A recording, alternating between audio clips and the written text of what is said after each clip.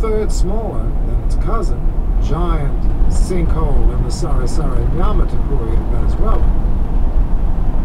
Still, the smaller, confined ecosystem served its purposes beautifully. The whole acted as an island within an island. It was these same tapuis that inspired Sir Arthur Conan Doyle to write The Lost World, populating these islands among the clouds with the living remnants of a prehistoric past, a violent world of dinosaurs and pterodactyls. To Cutter, the reality was more thrilling than any Victorian fantasy. For him, each tabletop was a Galapagos in the sky, an evolutionary pressure cooker, where each species struggled to survive in unique ways. He stepped to the wall, festooned with a riotous growth of vegetation, dripping with dampness, soaked in essence. He gently pointed to a small flower with white petals.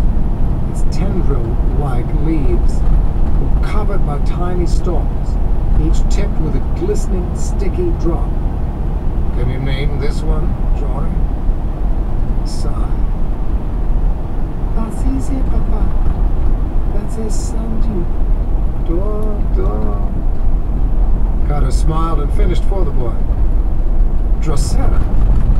He nodded vigorously.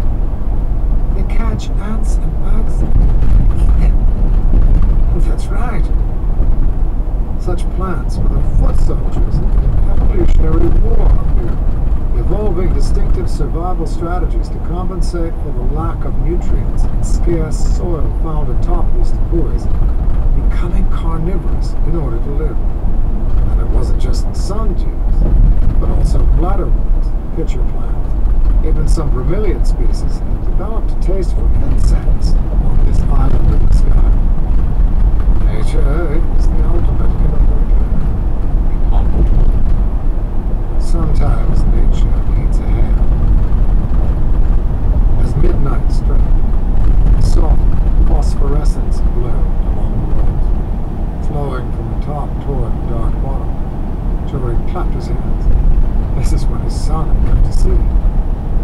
Cutter had engineered the glowing gene, jellyfish, into the DNA of the ubiquitous species of orchid that grew upon this department, including instilling a circadian rhythm to its glow cycle.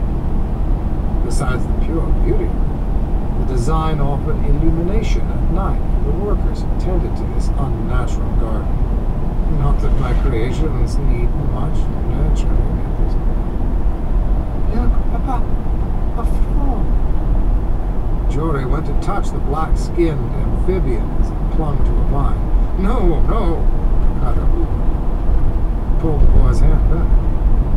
He could understand his son mistaking this sinkhole denizen for its common cousin up top, a frog unique to this tapui. Native species found above, Oreophrynella, or swim, but had developed opposable toes for a better grip on the slippery rock surfaces.